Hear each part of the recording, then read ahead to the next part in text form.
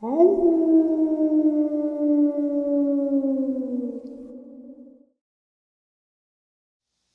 greetings and salutations, everyone. I hope everyone is doing well today. Today, I have an absolutely horrific experience to share with you today. Before we jump into it, a couple links. As many of you know, I rely on Patreon, PayPal, channel membership, and the merch to help the channel to continue to grow and go. Links to Patreon, PayPal, and channel membership is in the description below. Merch displayed directly under the video. Also, Dogman Frightening Encounters, Volume 1 through 3, the audiobook versions. They were written and researched by Tom Lyons, narrated and produced by me, Jeff Nadolny. Those audiobooks are available on Audible, Amazon, and iTunes, links to which are also in the description as well. And finally, last but definitely not least, if you'd really like to help support the channel to continue to grow and go, simply subscribe. It does not cost you a cent. Click the like button, takes half a second. If you don't want to miss out on any of the informative uploads that I put out daily, click that bell icon. And folks, please leave a comment and share the video. Why? Well, because all of these things really do help the channel to continue to grow and go. And yes, folks, they do matter and are appreciated. Now, I have taken far too much of your time. Let's jump into today's upload, shall we? I have a subscriber submitted experience, a gentleman out of Utah, and the location that this took place is a very isolated area in Weber County, Utah. Not right on top of Skinwalker Ranch, but a ways from it, a ways from the Great Salt Lake, east of both, and it's absolutely insane. But before we get into all that, a couple links. As you know, I rely on Patreon, PayPal, channel membership, and the merch to help the channel to continue to grow and go. Links to Patreon, PayPal, channel membership is in the description below. Merch displayed directly under the video. Also, Dogman Frightening Encounters, Volume 1 through 3, the audiobook versions. They were written and researched by Tom Lyons, narrated and produced by me, Jeff Nadolny. Those audiobooks are available in Audible, Amazon, and iTunes, links to which are also in the description as well. And finally, last but definitely not least, if you'd really like to help support this channel to continue to grow and go, simply subscribe. It doesn't cost a cent. Click that like button, takes half a second. If you don't want to miss out on any of the informative uploads I put out daily, click that bell icon, and folks, please leave a comment. Why? Well, because all these things, they really do help this channel to continue to grow and go. And yes, they definitely do matter. Now, everyone, I have taken far too much of your time. Let's jump in to today's upload, shall we? All right, guys. So I mentioned Skinwalker Ranch, and I did that for a reason. Anytime I ever talk about Skinwalker Ranch, I bring up a couple of things. I bring up the history of what a skinwalker really is, the Native American history of it. Not the Reddit, Hollywood, creepypasta version, but the real version. And those of you who are Navajo will know exactly what I'm talking about. And I've had people email me saying, thank you for recognizing that the Skinwalker or the Yenadalushi is not what is portrayed on creepypastas, in Hollywood, in TV shows. It's something much deeper. And also, I talk about this portal that was opened up just outside of Skinwalker Ranch. There's a hunter, and he was sitting on this kind of ridge off a ways, just watching. He had some game in his sight, but he didn't shoot that day because he just wasn't in the mood. You know, he was more in the mood to be outside. And as he's sitting there watching this ridge or this kind of canyon below him. Not really a canyon, just, a hill. And a lower part of the section. He sees this kind of blackness just form. And it just... And out drops this just terrifying creature. It didn't look like a Dogman. It didn't look like a Bigfoot. It didn't look like a crawler. It looked like nothing what we, when we talk about cryptids, think, this thing obviously came from a completely alternate dimension. And he saw it and it dropped out, and the thing, it didn't look at him. It didn't know it didn't even know he was there. It just dropped out and gone. And he sat for a second out of fear and confusion, and he looked, but he couldn't see into the portal. And it closed, and he got up and went the other way. So Utah, as we all know, is home of the Skinwalker Ranch, where you have cryptid, you have paranormal, you have, UAP, UFO. When I say paranormal, I shouldn't just say paranormal. You have ghosts, you have entities. It's just an assortment of terror. And one of the few places that we know of that contains all of these, whatever you want to call them, however you want to classify them in.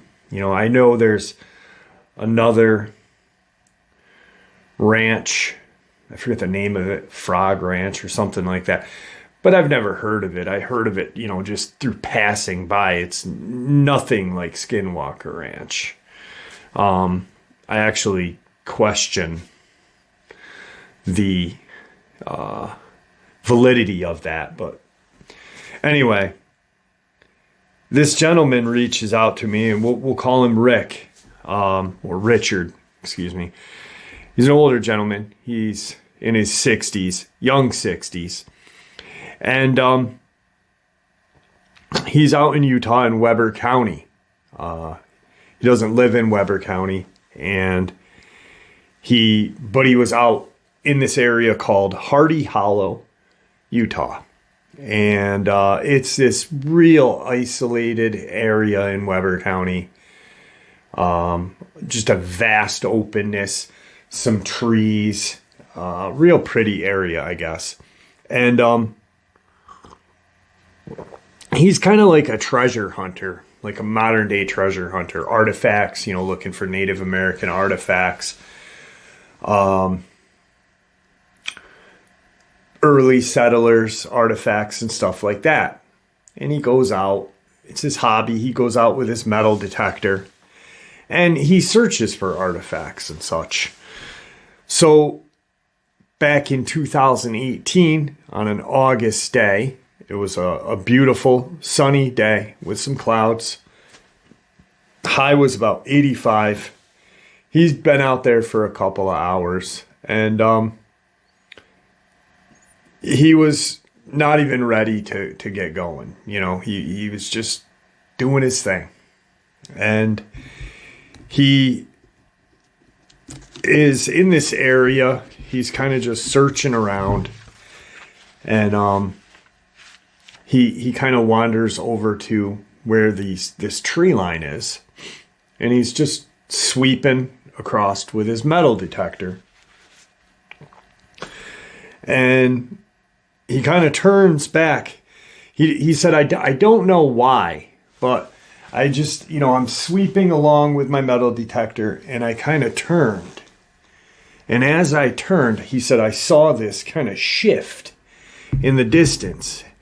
It was like this kind of like gas on a hot summer road. That kind of, that very narrow, or that very weird kind of, whatever you want to call it, that as you're looking, you can see it. Almost vapor kind of, but not. And he sees this kind of like narrow void open. And when I'm talking to him, I'm like, what do you mean? Like a portal?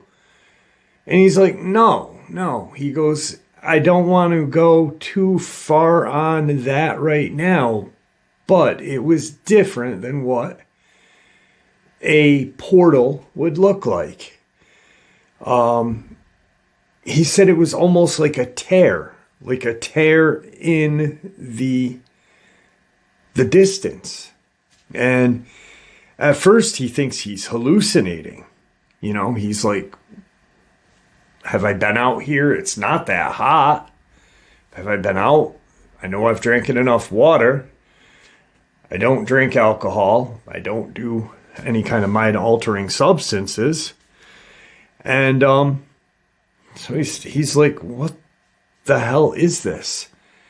And what he sees as he's looking at kind of like this void, and it looked almost like an invisible door is on one side and a wall is on the other, and it kind of opens, kind of like that.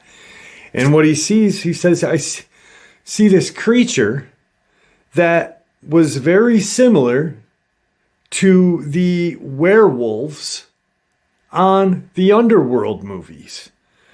It was a darkish gray colored. Maybe it had a little black in it, but it was very, not silver, but a very dark gray. And it was huge. He said it was at least 8 feet in height. Its shoulder width was huge. He said as I'm looking at this thing, it was crazy to imagine this thing fit through this narrow void because its shoulders were so big. Nothing at this time that he's seeing is making sense in his brain at all. And, he's trying to figure out exactly what he is seeing. What seems like minutes is just a couple of seconds. The creature has not taken notice of him at this point. And all of a sudden, he hears this noise. And how he described it, it was not high-pitched. It was this body-shaking, deep noise that erupted. It felt deep. Almost like if you get close to anyone my age and maybe younger, heck, maybe everybody will know. But when I was growing up, the big thing in the early 90s was bass in a car. You know, the more bass you had, the better you felt about your car. It didn't matter if it was vibrating every bolt loose out of your car. But as long as it was, you could have that, the bass could sound good, but that vibration just ruined it. But that you felt it in your chest, And that's the noise he kind of felt. And as he's trying to describe it, he said, I can't explain it because it's unimaginable to have a noise have a feeling. He said, I've heard people describe infrasound. He said, and I can almost imagine what that would be like, but this was just something so unusual to my body and how it felt. Now, at this point, he kind of stops talking for a second. He says, you know, I know that you have spoken to a lot of people and you've probably heard people say, this is going to sound strange, but it is what happened. And he did. He said, you know, how I have never been able to explain or share what happened with anyone other than my wife, because I knew if I told anybody that I would probably end up in behavioral health unit. MHU. And he then proceeds to tell me. So as this noise is kind of erupting and, he's looking at this creature, what he sees then is this creature kind of turns and now notices him. They both are feeling, or he is feeling, the noise, but now the creature notices the noise and turns to kind of figure out where the noise is coming from, but spots him at the same time. The creature turned and stared at him, and he said this creature had ember-colored eyes. Not amber, but ember-colored eyes. They were an evil kind of fire red. And it took a couple of steps toward him. This noise is still going on. This has only been seconds, okay? So he's watching this creature. He feels the noise. The noise is like over here towards where the wood line is. The Dogman is over here, and he's watching, and he looks over and he looks back. The Dogman turns to look at where the noise is coming from. That's when it spots him. And what he sees now is what he said really is unbelievable even to him, and he experienced it. As this creature seemed to start taking a step toward him, this kind of hole opens up, and it's a large hole.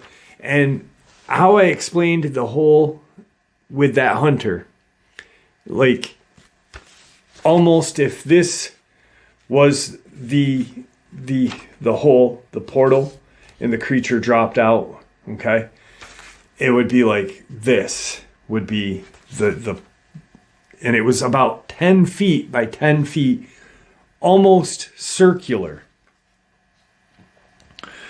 And, portal, he didn't know. He didn't know what he was looking at.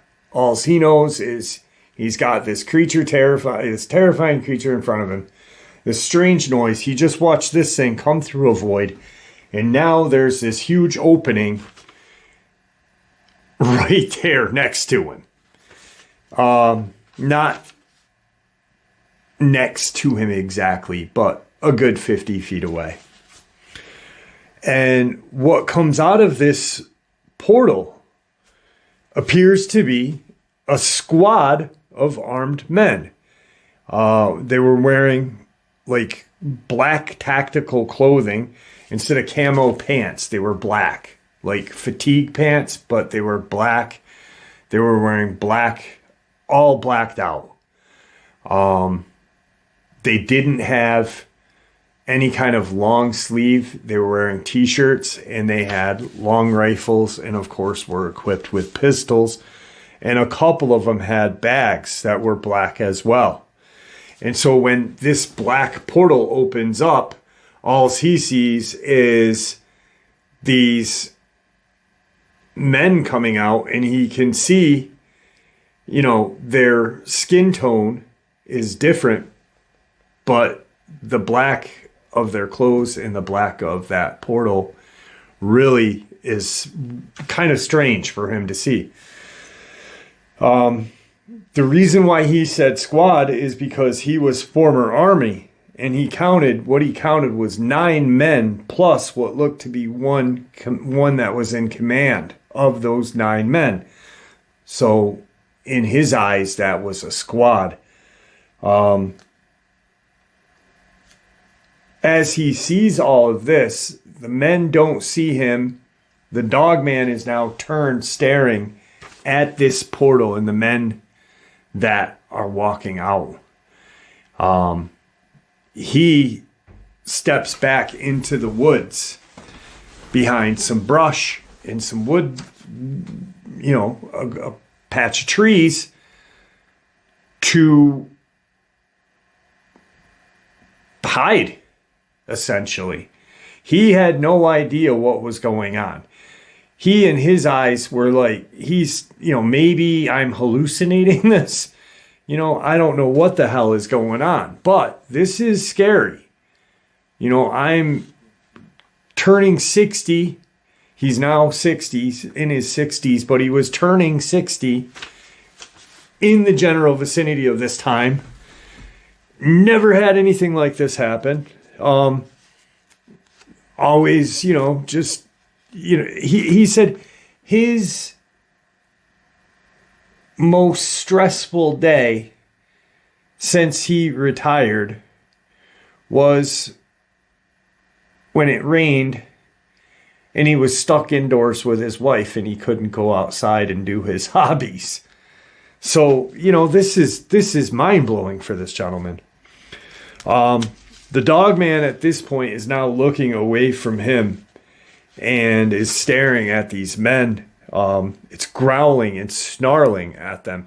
And it appears to him that it has seen these men before, because there is not kind of like a cock of the head, like, who the hell are you? What's going on? It's instantaneous, like, you are my enemy.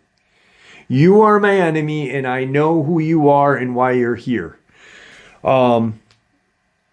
It drops down onto all fours, and it starts to run kind of like northwest towards the mountains.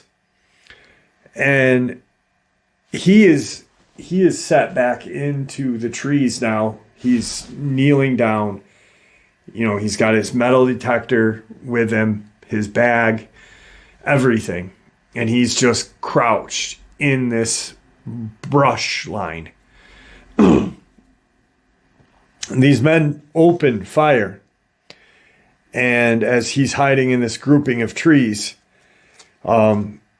he at this point isn't aware if they can see him or not. And, you know, that's really something he's thinking, you know, these guys are what is this thing that I'm looking at? Now these guys just came out of this hole in the atmosphere, and now they're shooting at this monster. Am I next? As the creature's running, they open fire, and the creature drops. It dropped. And he said when it dropped, it made this kind of whine, this real sad whine. He, you know, growing up, being a little older than me, a lot older than me, but he grew up on like black and white Lassie and stuff. And he said it was that whine, like that, just when a dog is in pain. He goes, I felt bad for it at first when I heard that one whine. And he said, I knew it was dead. He said the men ran over to the creature, and the one that was in charge of everyone looks at the creature and puts a round into its head or face, either or.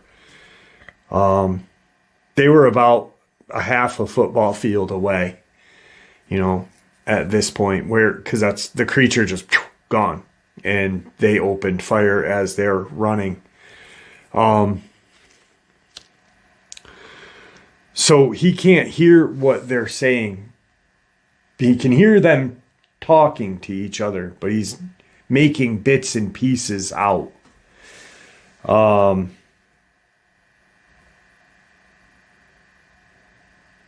As he's watching them and trying to figure out what he's going to do and what they are going to do, because he doesn't know, how long are these guys going to be here? What's going to happen? He thinks that now, right at this point, he's like, I'm busted, because one of the soldiers is now walking back towards my area. As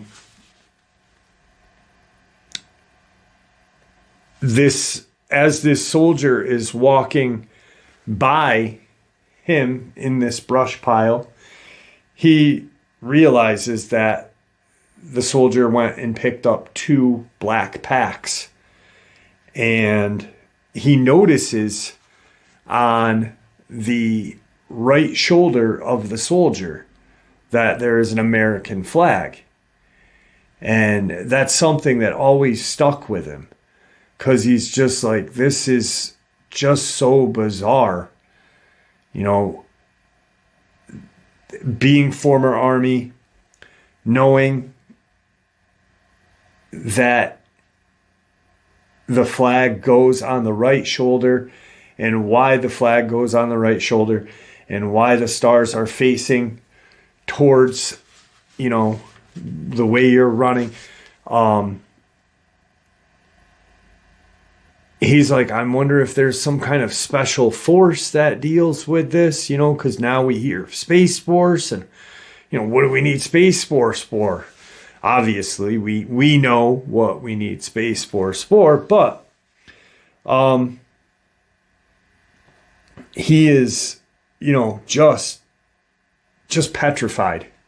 He sees him walk by, notices the flag, and he gets a little feeling of pride, but fear at the same sense, because he's scared.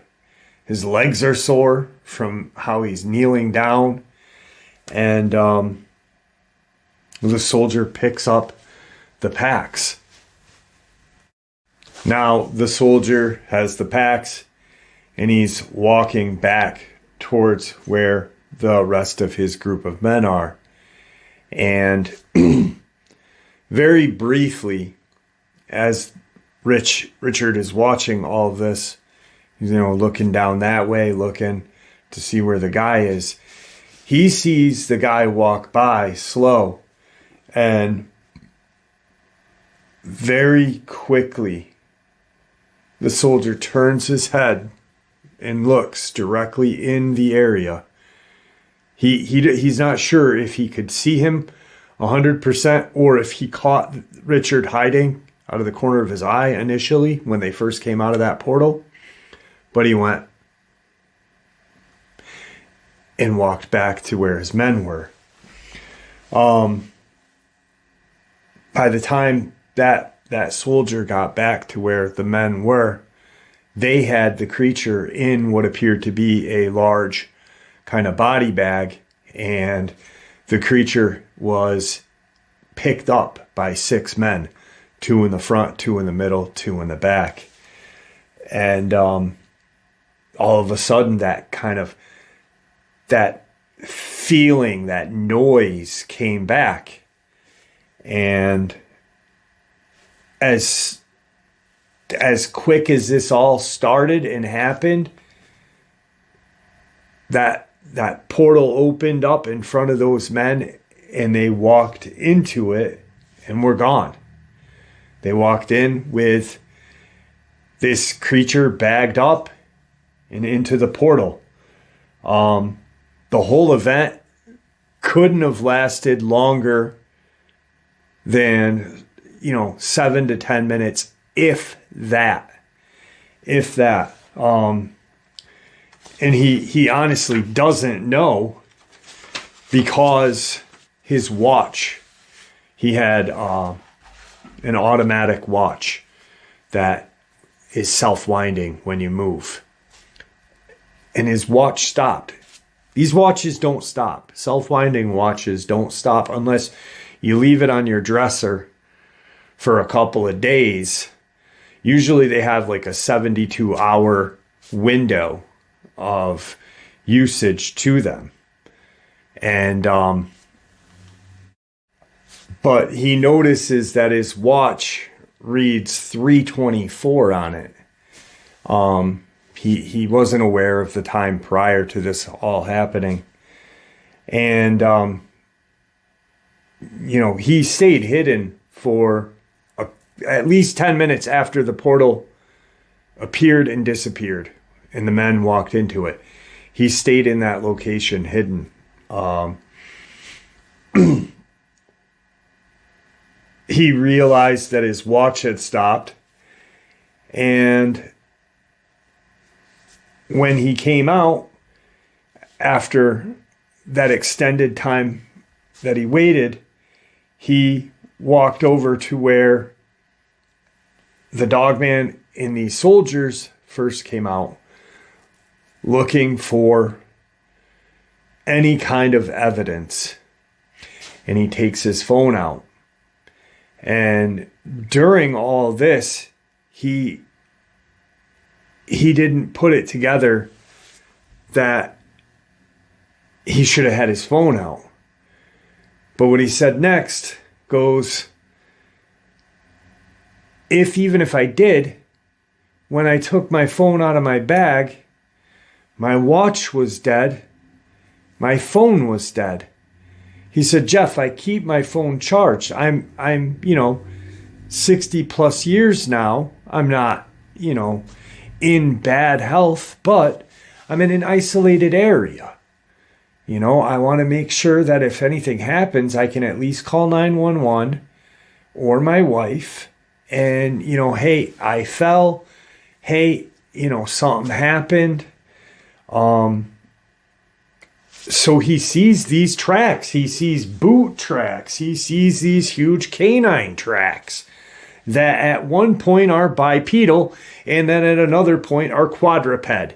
And he's like, holy shit, I got proof of this. I can take my phone out and take a picture. His phone's dead. And he's like, what the hell? So now everything is going bizarro for him. He walks over to where they shot the creature. And what he sees, because he's looking for, kind of evidence of these portals and evidence of what just occurred. Well, he had some. So he walks over to where the second portal opened, where these men were taking the creature, and where they had shot it, it looks like there was boot prints and the quadruped tracks ran up to this area. But anywhere where there was blood, it looked like someone had taken their boot and scuffed the dirty sand, the dirt and sand and everything in that area to kind of mix the blood, the dirt up. So, and he's just really, really upset because his phone now. And he's like, well, let me take my metal detector out, because now he's looking for casings. Maybe I can get some casings and figure out, he doesn't find any casings, but he doesn't recall the men picking any of the casings up. And he takes his metal detector out and turns it on, and it doesn't turn on either. His metal detector's dead. So any kind of electronic, or his watch that was self-winding, which is rare and unheard of, because my dad always said, if there's ever an electromagnetic storm, always have a fallback vehicle that doesn't have a computer, like his 71 pickup that he owns, and have a self-winding watch, so you at least will know what time it is. As long as you know what time it is, you still have a sense of, you can still do whatever you need to. You still have a sense of time. You can use it to calculate maps and such. So he realizes his metal detector is dead, and he can't find any casings, but he doesn't recall the men picking up the casings. And but he also doesn't recall when they were shooting seeing any casings drop. I know that they do make a catch for casings on AR-15s, possibly M4s. I don't know that. I never was in the military, so I don't know. But he did look again for the two casings that the commander or whoever, the man that was in charge of this, not commander, but the man that was in charge when he put the round into the head or face of the Dogman, he looked for that, and the only person he's ever shared this with is his wife in the 5 years that it occurred. Mentally, it's taken its toll on him. He did go back the next day to the location, and he's been to that location multiple times prior and since. But when he got to the location, there were no more tracks. There was nothing. There wasn't scuff marks where he had seen where the body had fallen and the person in charge shot. There weren't boot prints. There weren't quadruped, biped tracks. Nothing. It was almost like nature had cleansed itself right there. The best way to explain it is that's how he said it. It was almost like nature came in with a broom and cleaned everything and made it back to what it was before this even happened.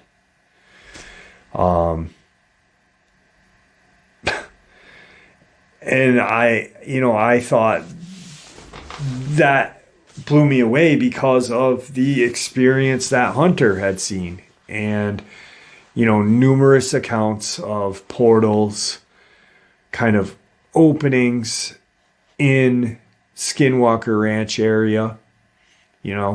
There's the farmer, him and his wife. So a farmer, not on Skinwalker Ranch, but a ranch near Skinwalker Ranch. Him and his wife were out tagging calves with the ear tags. And they walk, they'd tag, they'd walk, they'd tag. Well, they had just tagged a calf, and the mother cow was not happy because the calf was making a racket when they did tag it. So as they're walking to the next calf, they hear the mother calf or the mother cow kind of, start bellowing more, and, they turn around. Mind you, they've only walked like 200 feet. So they tagged and walked. And they turn around and they see the mother cow there, but the calf is not, right? And they're like, what the hell? Where the hell is the calf? And They're like, maybe it's behind her. They end up walking over, and what they see is the filleted carcass of this calf lying in this grass. And they knew it was that calf because of its ear tag. But it was like surgically filleted. But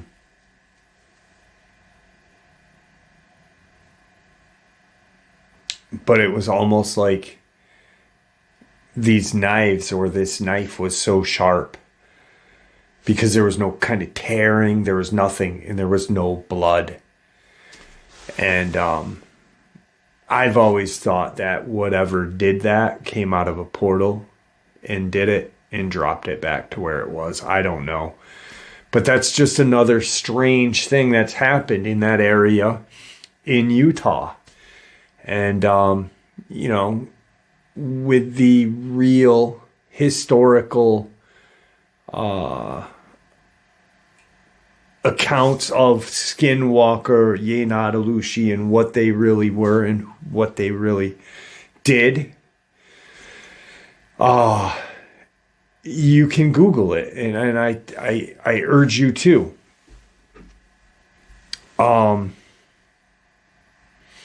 Because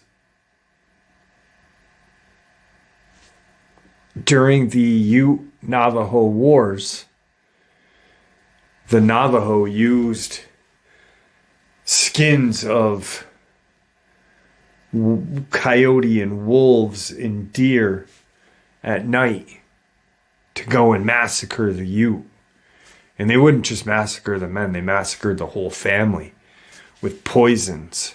They'd get up onto their dwellings. I forgot the correct term for their home. I know it wasn't a longhouse, and it wasn't a teepee either. But they'd get, and they would poison these people. They'd poison the Ute. And they'd kill them silently, like special forces, silent assassins. Look it up. I'm not gonna make a story up, a historic story up, to go along with an experience. I have looked into this stuff for a long time. It's crazy. It's crazy. And that area of Utah is just, it's something different. It's something very different. And there is something very strange in that area. And I think that's why Skinwalker Ranch has so much power. And it's drawn. So like this, just kind of drawn into that one location, and in the surrounding area feels that effect of that power. It's like a vortex in the middle. There you have it, folks. Today's upload. I do hope you all enjoyed it as much as I enjoyed sharing it with you. I'd like to thank you all for supporting the channel. After all, it is your support that keeps the channel growing and going, and what gives folks like all of us a place and a chance to share our experiences, judgment-free, just simply treated with the respect that we all deserve. Everyone, please stay safe, happy, healthy, and ever vigilant, keeping an eye on our children, pets, family, and friends. These creatures are real. These events have happened. Stuff is out there. It is dangerous. Share this information with those you love and care about, and it may just help save their lives someday. Till next time, never stop asking questions. Never stop searching for the truth. God bless.